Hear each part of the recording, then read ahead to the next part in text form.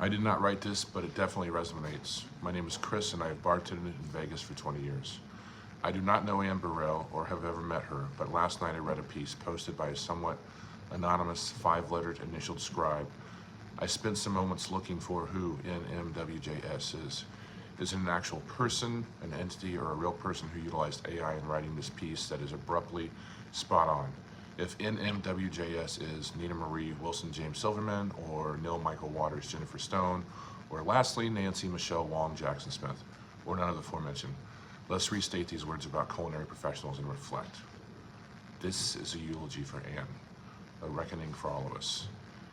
They'll say Anne Burrell died of acute intoxication. They'll rattle off the chemicals like a recipe: diphenhydramine, cetirizine, amphetamine, ethanol.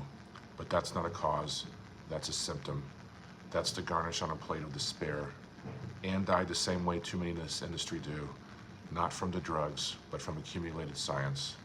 From being too good at pretending everything's fine until the pretending becomes a permanent condition. I worked in restaurants for over 2 decades, not as a chef or a cook. I was a QA, an expo, and often a bartender. The middleman between the kitchen's fire and the dining room's fantasy. The translator, the pressure valve, the one who kept the plates coming, the servers sane, and the cooks from killing each other. I also served. I've bussed tables, memorized allergy lists, juggled side work, smiled through grief. I've been screamed at by cooks and threatened by guests.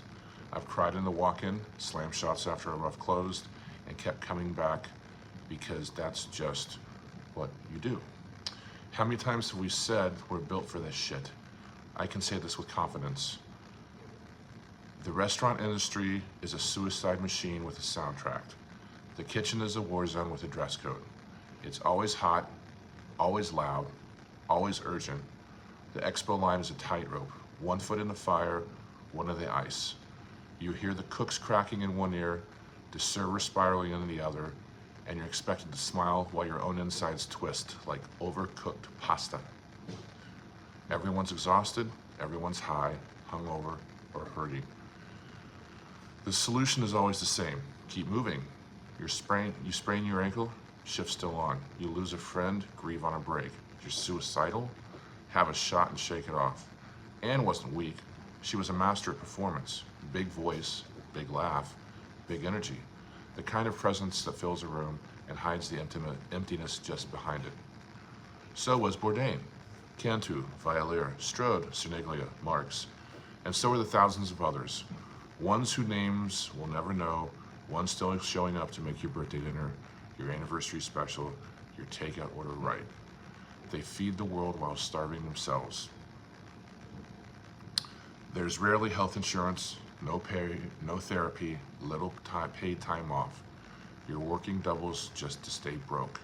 You're medicating whatever's around with coffee, cocaine, pills, Red Bull, fireball shots, adrenaline, approval. The monster in the cigarette shift is more than a meme, it's a reality. And when you finally sit still, it hits, all of it.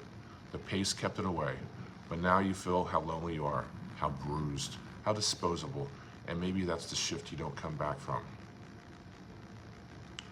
What I know as a worker and a counselor, this isn't about willpower, it's about culture, infrastructure, trauma stacked on trauma until it becomes identity. Most cooks are wounded healers. They feed others to feel useful, worthy, even needed, because the world hasn't offered them much else. They nurture and show love with every single plate. You can't therapy your way out of a toxic job, just like you can't meditate your way out of a poverty. The system is sick. You don't have to work the grill to get burned. Expo sees everything. Servers absorb trauma with a smile. Hosts get harassed. Bussers and barbacks go home invisible. Substance abuse in restaurants isn't a party, it's an anesthesia.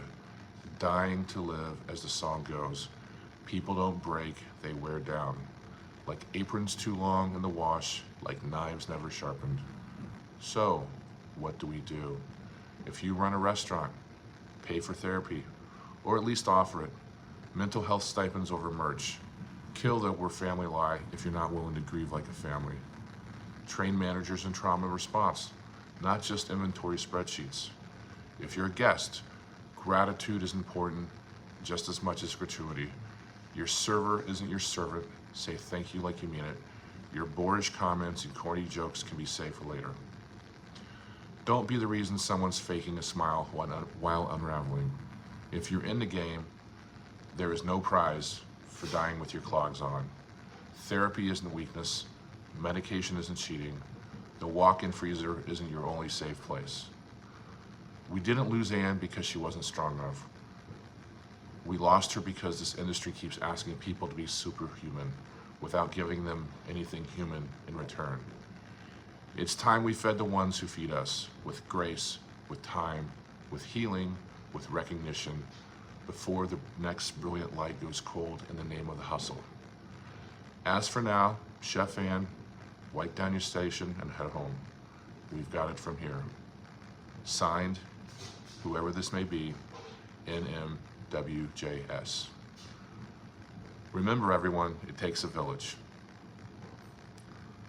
This was read by me, Chris. If you like thoughtful, insightful, and stimulating conversations, join us on Facebook. Search for us at Vegas Day Drinkers Club. Sip, socialize, shine, and perhaps be more interesting. Thank you.